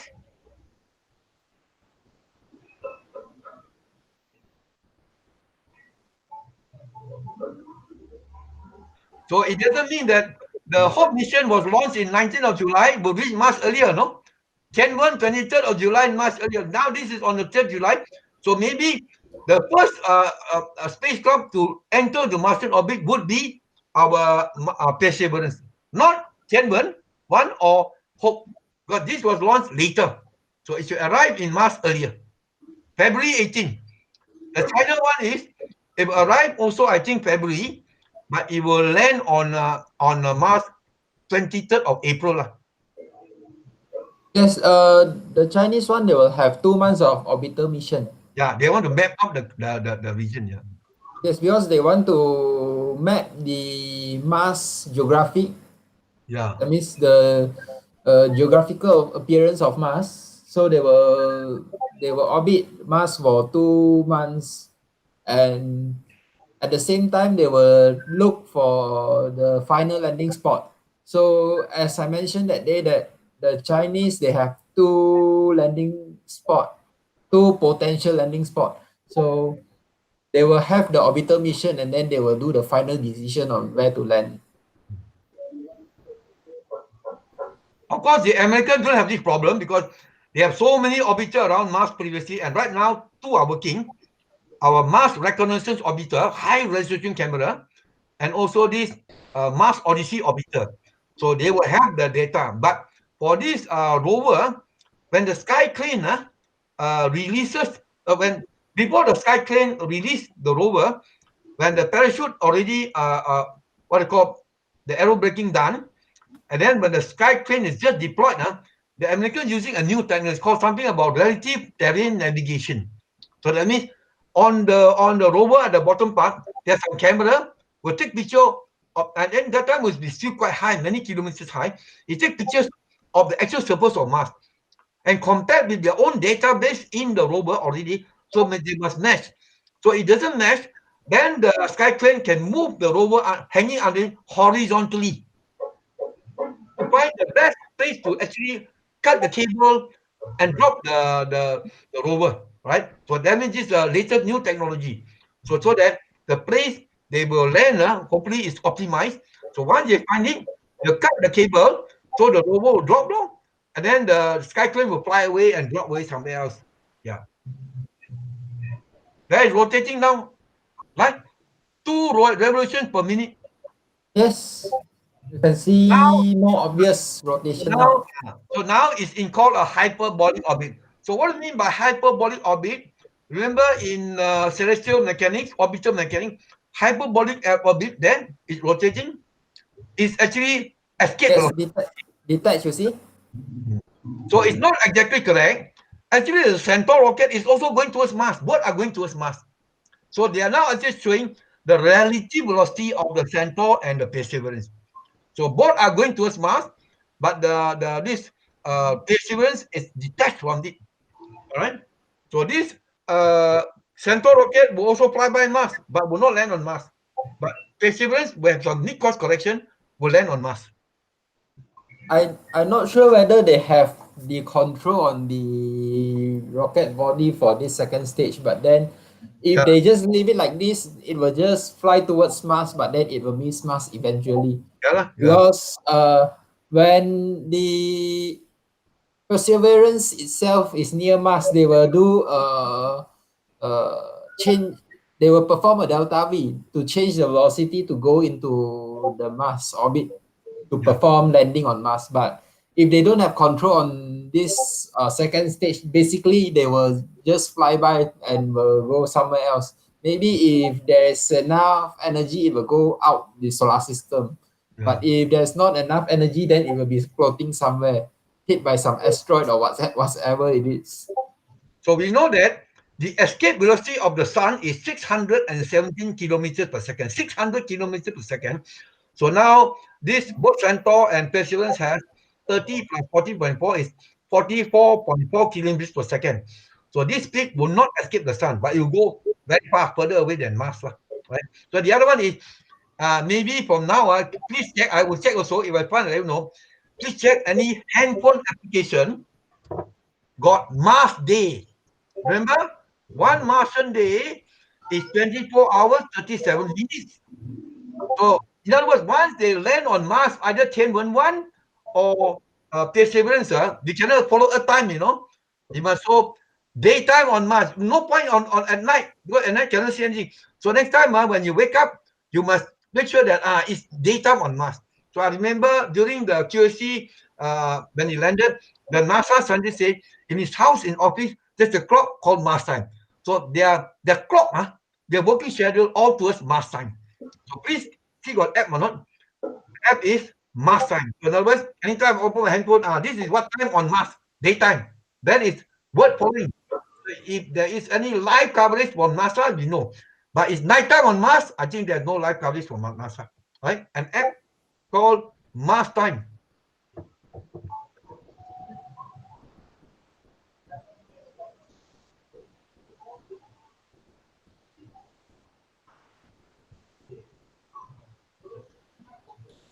So on the to the left of the man is of course the back part lah. Sorry, the back side of the Mars Perseverance rover.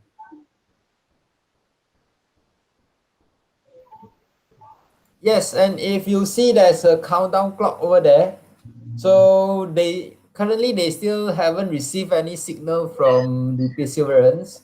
Yeah. So the countdown clock is time until signal acquisition. So if 22 minutes later they manage to receive the signal from the Perseverance, that means the launch is success. But if they did not receive or they fail to receive any signal from this Perseverance, that means the launch is considered as partially success. So which means the rocket have successfully finished its mission, but then it might be something wrong with the satellite or the spacecraft itself.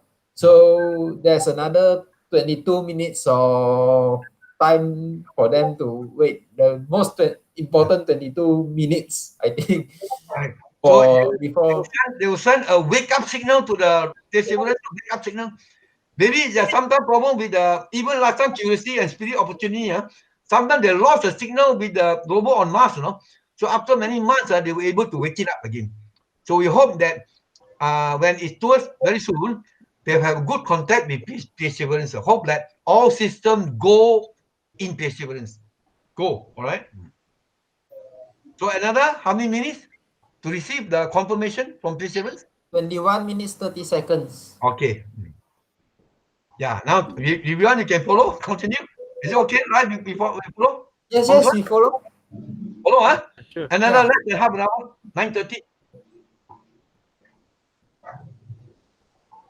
So at that time, 21 minutes from now, the Perseverance is left the Earth's gravitational field, going towards Mars, but still not reach the moon. So it's very near to the Earth. So it should remember radio from the Earth to the moon in 1.25 seconds now. So within less than 1 second, we can send the signal from Earth to Perseverance and Perseverance send back to Earth. Less than 1 second. So it should be instantaneous. No need to wait for a long time. Yeah, because it's not too far yet. Not too far. It's not too far from Earth yet. Yeah. So speed of light is still requires very little time to reach Earth. But then if you wait for a few months later, then you will need longer time for the signal transmission. So we saw just now in the mission control in America, it's already wearing black shirt. It's already in front of a computer, what they call screen. I mean, each one of them is on one equipment or one part of the mission. So when you say signal acquisition means not just that you can send one single signal back to the Earth. No, they will check that all the equipment are working one by one. They'll test. Of course, the main signal means the main part is okay, but later on they'll check that every single part of it is working. Of course, the first important part working is the radio communication system must work. The receiver antenna, the transmitter antenna on the rover must work.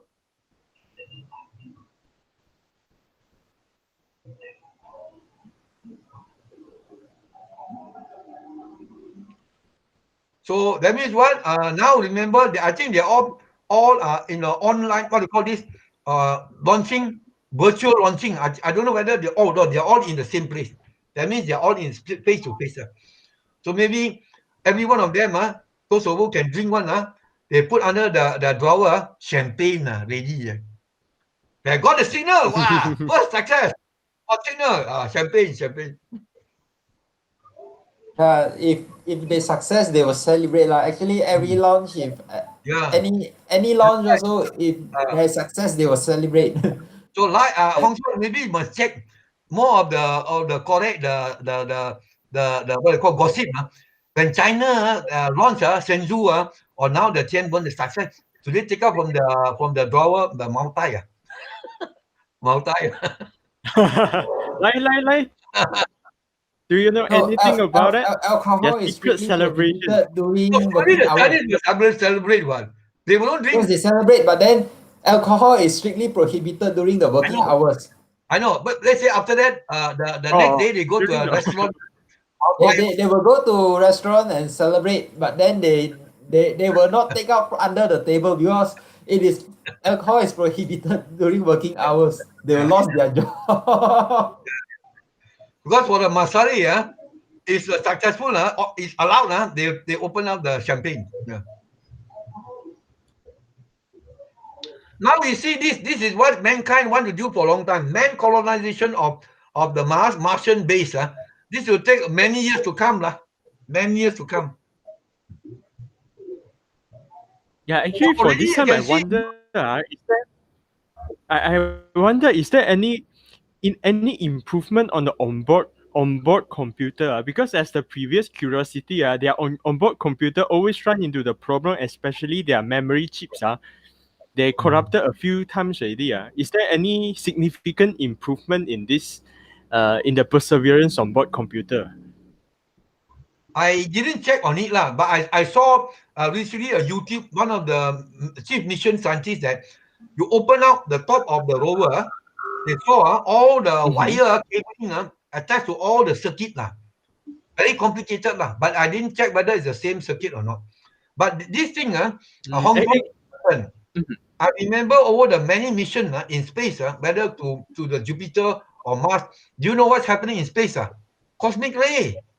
Even if it's working well, because a very powerful cosmic ray, all the proton, electron, they can enter and hit the microchip and can damage them, All right.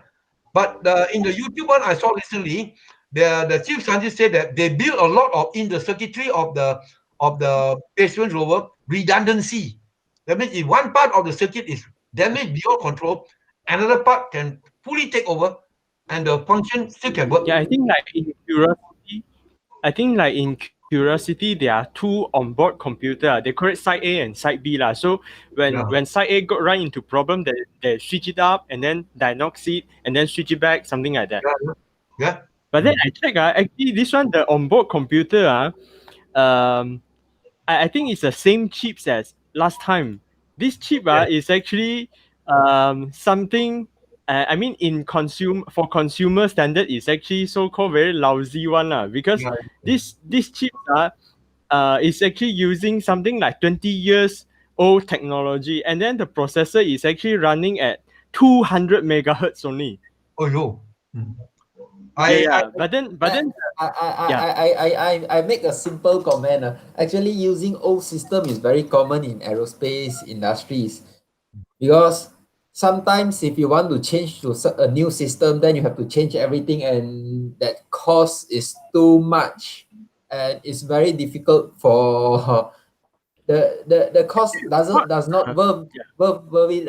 So that's why most of the time, if this old system still works well, then we will continue using the old system instead of using new one. Of course, if this new system, technology can bring a big improvement and is worth it, then they will change. If not, it's common if you see Windows XP or you see Windows 7 still be using instead of now we have proceed to Windows 10 because remember something, if you want to change to a new system,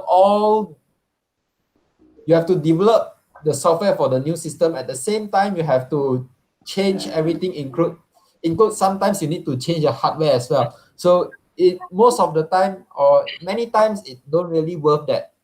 So they will not change and they will prefer to use sometimes some so-called lousy system. I remember for this they say it's actually very, I mean, it's actually hardened for very high dose of radiation. It's very resistant to radiation. There you from are, what I understand. already.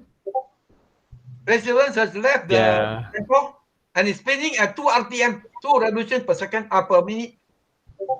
Now, I've been following the NASA mission, manned and unmanned, for many years. The main reason they use the old chip of this, called what? Reliability.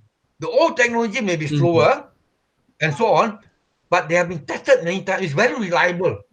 They prefer reliability. You can have a new chip, very sophisticated, but not tested fully, right? So all kinds of, so the old technology is more reliable. I remember when I checked some of the Mars, I mean the planetary, the spacecraft to the planets. When I saw the magazine, I laughed. I said, this is a many-year-old chip. Last time was Texas Instrument, very old. But why? Then I realized very reliable. That's why they want it. And like you say, sometimes it can be hardened also. Yeah. Yeah, so don't be shocked if you see dinosaurs. Yeah. But then this time for the helicopter, they're actually using a Qualcomm chips. Basically, it's a mobile chips. Yeah. The Ingenuity helicopter. Yes. Very, I saw some video, very exciting, the Ingenuity. So why? Must listen to the sound Yeah. of Ingenuity. Woo! Oh, very nice. 3000 RPM. So each time it can fly only for 90 seconds only. And it can only, it can work for about 30 days. Yeah. So it's not, I think maximum that they can fly for 3 minutes. Yeah.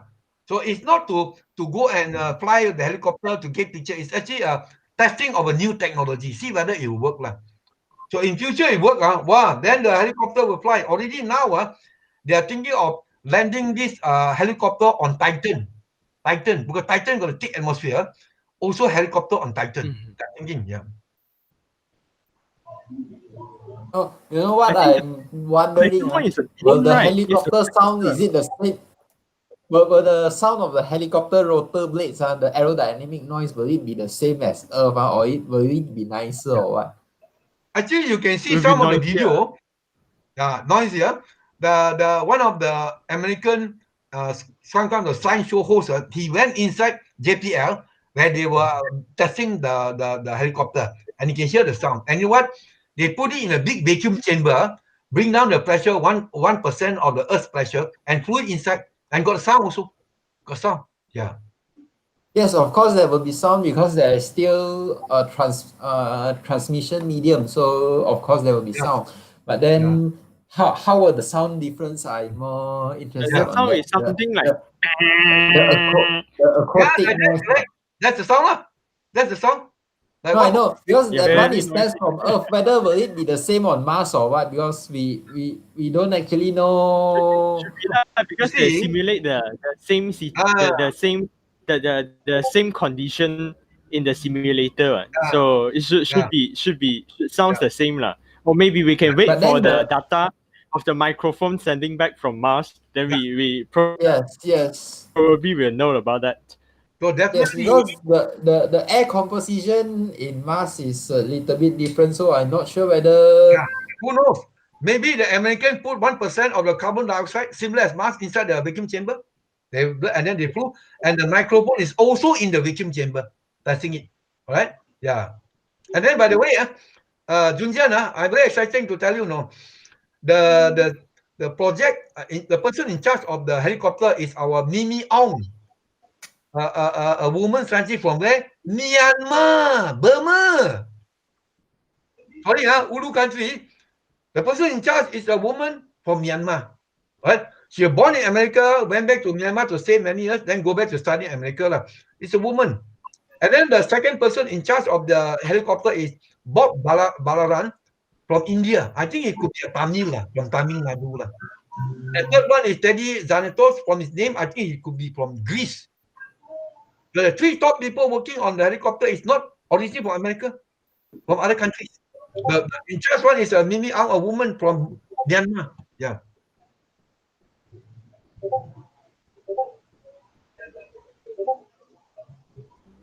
So another 9 minutes. So that means what? We don't know now. There are three deep sky network. One in Australia, one in Spain, one in California. Which is the one pointing towards this Perseverance rocket leaving the Earth?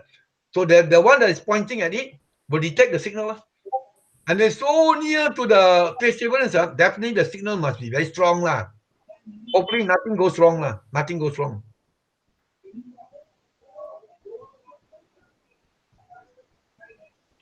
So it's not only the the scientists in NASA will shout, it got a good signal. Around the world, people watching also will shout. So what the thing like, I discussed with our member last time, we must form our Astro Cafe, means after lockdown, actually there's a place somewhere in town or in Queens Bay Mall, we can have our own cafeteria, we can put there. Any launching, any astro meeting, we cover live. But imagine now we are in Queens Bay Mall after lockdown, 100 people observing. Wow, everyone can give a talk. And then suddenly got a signal. Wow, very nice. You see, they're all waiting. Yes, we can have that actually. Oh, that'd be nice. I understand. More than 10 years ago, there's what is his name? Cheong, Jewel Cheong. Email. He actually want to promote this thing called Astro Cafe in Penang. He said that in Taiwan and in Japan, they are Astro Cafe. Some of the Astro Cafe in Japan, even small mini planetarium, astronomy and discuss there. I can drink, I can talk astronomy and so on. So he said, I told him now, what about Queens Bay Mall? The thing is, Queens Bay Mall, you have to rent, expensive. He said that he already proposed a small type of planetarium. So here you can minum makan. There, in the other half of the cafeteria, you have a mini planetarium. He showed me, I got a video also. Yeah. Hanging, your video? Yes. Wait, let's refresh and see. Another 8 minutes. 8 minutes.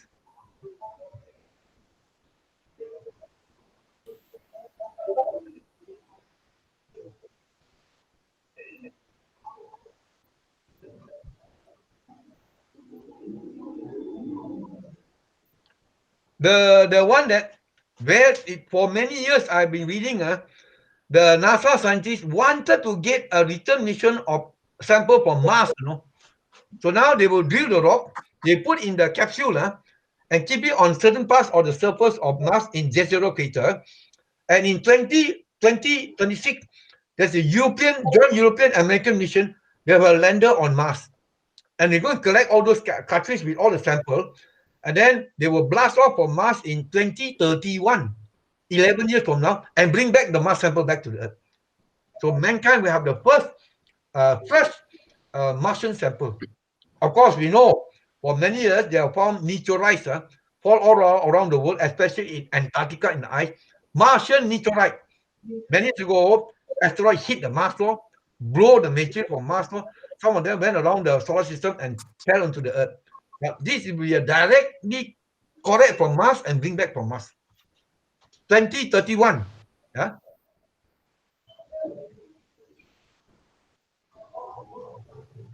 Five minutes, 20 seconds. Yeah, but then I think return mission from Mars is the current trend. Even the Chinese also, the next mission they are planning to have that.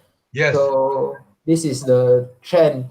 Because if you want to send human to Mars, then you have to think of whether is it possible to come back. So the returning mission is also worth a test. Whether success or not is another story, but then it's worth a test, I believe. Yeah, because if you compare a human being with a robot, in human being cinca mahuan. Why? Minum, you have to minum, makan, and you have to have waste disposal. Susah, no. And human being, everything work. Human being got what? Psychology problem. So if we have two astronauts there, you see each other for so many months. Then psychology, you fight with each other. Robot don't have this problem. But the advantage of human is this. Why they still need men to go to the moon is men got intelligence. At the last minute, you can come up with a decision to do something better than you never know. Robot technology will improve. They will make future robot even more intelligent, AI.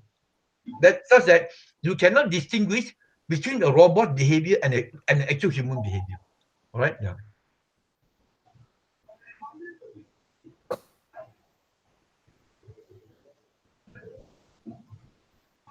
I hope if they get good data acquisition, they will explain a bit of what type of data they get. So now you see the signal. Can you on the sound here? There's a nice peak here. what they are listening, what on the sound now? No, actually, they are still they are having their discussion, but then there's still about 3 minutes before they receive the signal. So when you receive the signal, you on the sound, we see what the comment on the signal.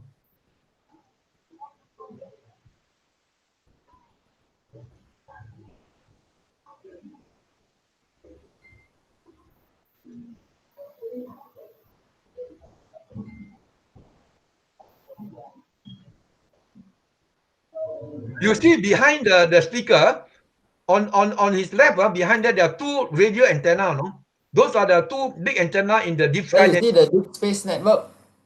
Yeah, that's the one. Madrid, this one. Madrid, California, and Australia. It cover the whole world, 24 hours. When the first American moon landing in Apollo 11, it was the radio telescope in Parkes in Australia that detected it. Not from America, in Australia.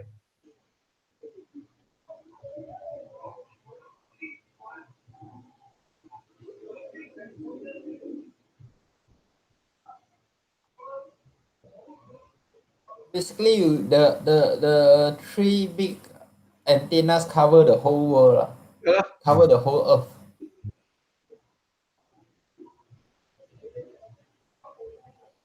It's not only for the Mars mission. Whatever mission they send into deep space, they always use these three antenna in the deep sky network, DSN. Yes, it's important. It plays a very important role. Yeah. And I think many years ago, even then, with such a sensitive electronics, such a big radio dish, still not sensitive. You know what? They added on the circumference, on the outer circumference of the radio dish, add some more collecting area, so that the area of the dish become even bigger, more sensitive.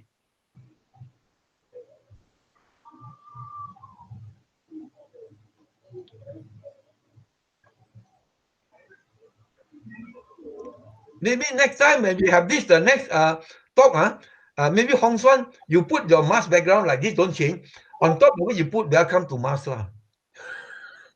As if you on Mars, Perseverance rover, Chairman, welcome to Mars, my house. Yeah, maybe next time I'll have to put some videos or maybe the Mars rover moving at the back. Yeah. And then to make it or maybe very some cute, alien booking. Alien booking tea, and you come up with some food, and the drink look very funny, and you show people this is how we live on Mars. So let's see any comment from the the signal acquisition.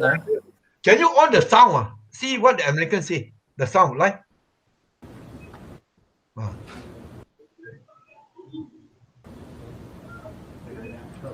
Anytime now.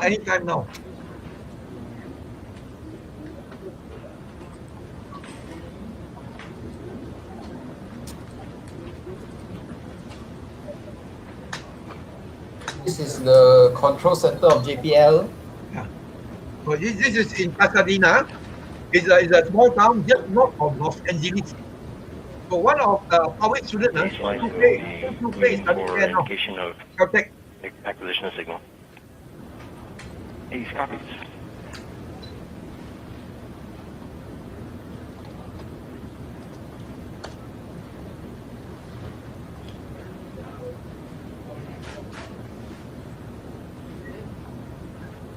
Is it confirmed?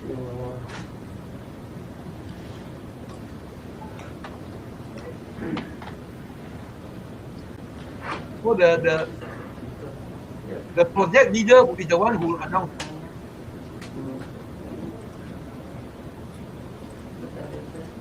How come? Still no confirmation? Beyond the time already.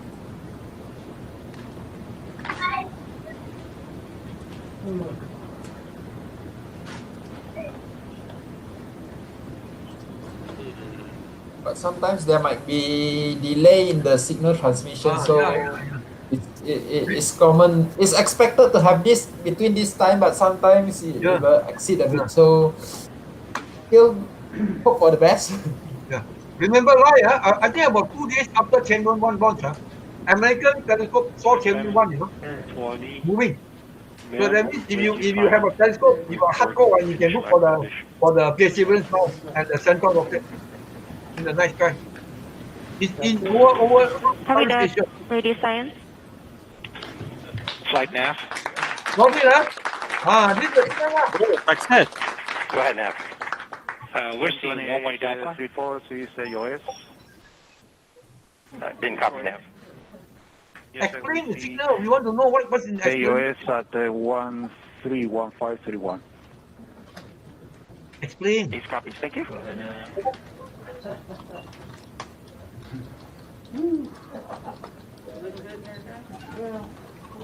That's all. That's the signal. Explain.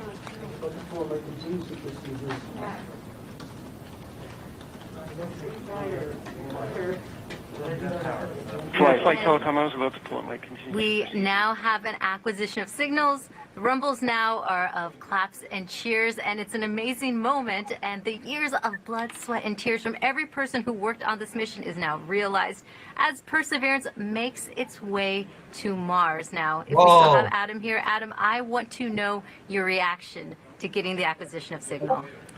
Well, Raquel, it's very nice to have the spacecraft in a safe, separated, on its way to Mars. Nav looks good. We are hearing from the spacecraft. That was the only question. And it's not really much of a question, but it's just nice to have that confirmation. Our launch process is complete. The vehicle's on its way to Mars. And so the next chapter in Perseverance's mission can begin. Great. And what are you looking forward to next? I'm looking forward to, ideally, a very quiet and boring cruise to Mars as we prepare for the never boring and always stressful entry, descent, landing on the 18th of February. Great. Thank you so much, Adam. And we hope you tune into our coverage of the landing happening on February 18th, 2021. Joshua and Mick, we here at JPL would like to thank you and the entire Launch Service Program and United Launch Alliance teams for all your amazing work today and all the work you do every day to make a launch like this possible. Now, Joshua, back to you at the Cape. Raquel, congratulations to you and the team over there. Obviously, JPL, I think Adam's response is kind of what you'd expect from Adam of like, hey, check that box, but we got a lot of work to go. Yes, yeah. I mean, the work here for the launch team, exciting day. Yes. We got this done. Our portion of this is done. Adam and the team now have Mars 2020 underway, and they've got a lot of work in front of them, too. And hopefully it is a quiet 7 months, and they get ready to go. But we are so excited to be able to perform this for them as our JPL customer. I know Tori Bruno and the ULA team are excited as well.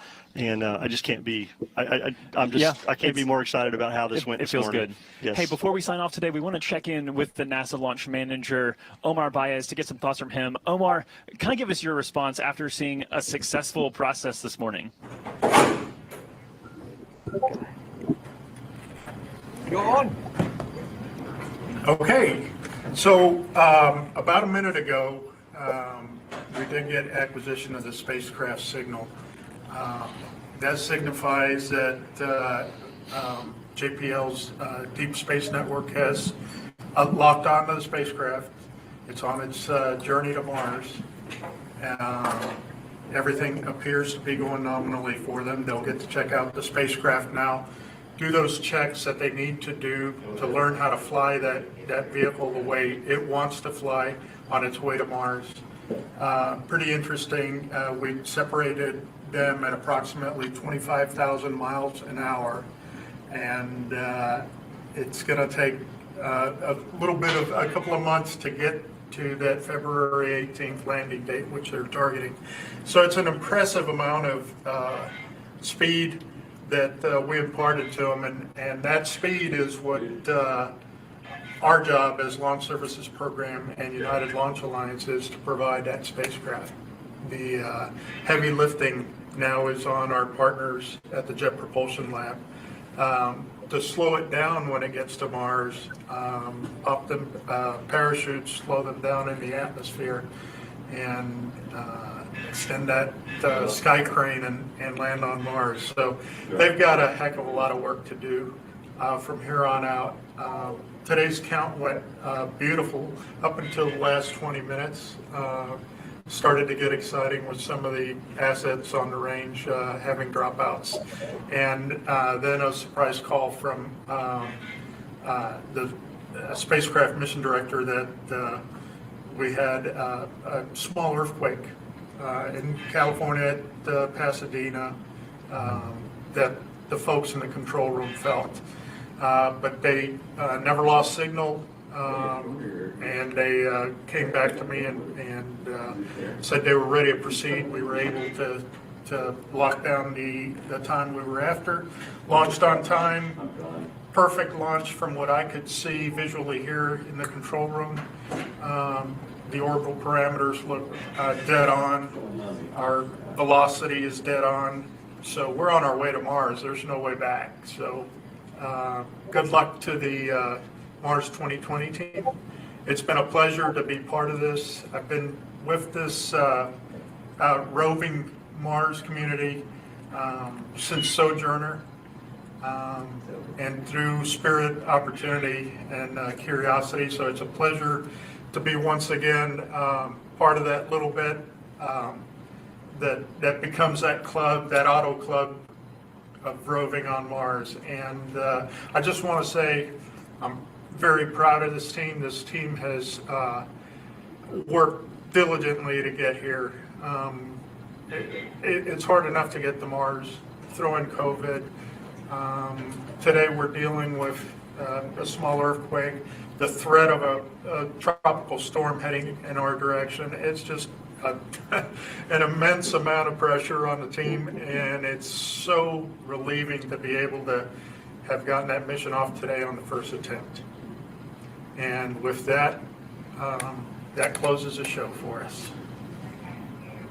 Awesome. A big thanks to Omar. Appreciate him and his words. Obviously, a phenomenal effort from all 5 of our teams we talked about. Yes. So from LSP, congrats to this team. JPL, congrats to the U.S. Space Force. Congrats to ULA. Thank you to ULA for hosting us today. And then the Department of Energy. And a special thanks to a couple groups, the RADCC and the JIC. Those were 2 teams that were working behind the scenes for over 3 years to prepare for a contingency with the MMRTG. That's correct. Didn't have to exercise any of that work, which is what they wanted. Like that's kind of one of those things. They had a great day. They had a great day. Yes, everybody had a great day. So Mick, thanks to you as well for joining me. Appreciate it, Joshua. Thanks for having me again. I've always loved doing this with you, and again, excited about the Mars mission. As Omar said, our prayers and good luck with the JPL team. They've got a lot of work in front of them, and we're just so excited to get them on their way in a perfect launch and orbit today. So thanks again for having me. Yeah, the countdown to Mars continues, but that's going to do it for us at the ASOC for the launch of the Mars 2020 mission with the Perseverance rover. Daryl, back to you. All right, Mick Woltman and Joshua Santora, thank you both. A great job done by you, and again, congratulations to the Launch Services Program team here at NASA for the great launch, as well as United Launch Alliance getting that off. And I got to congratulate you as well, Dr. Moo. You're with JPL. You've been working on this for 7 years. Congratulations. It's closing comment. Okay, that's the other comment is, so just now you saw the mission control Omar director said that they missed the tropical storm Isaias by 1 day. Tomorrow it hit Florida, so they missed, so they can launch that.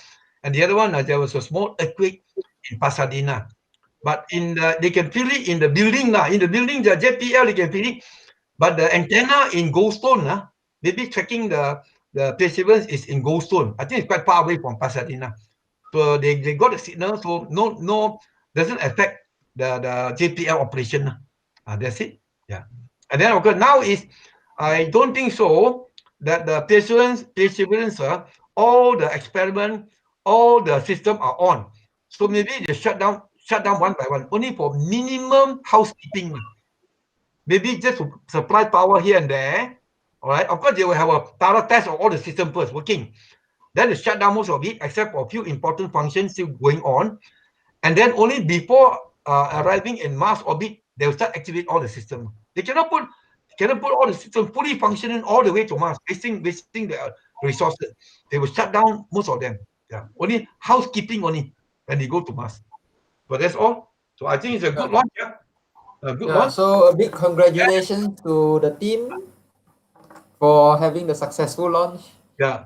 I think everyone in the world is happy with this launch and is wishing them congratulations, I guess. Junjian, David, any comment? I hope they get there safe and sound lah. It'll be a very exciting mission ahead. Yeah. Hong Xuan, any comment?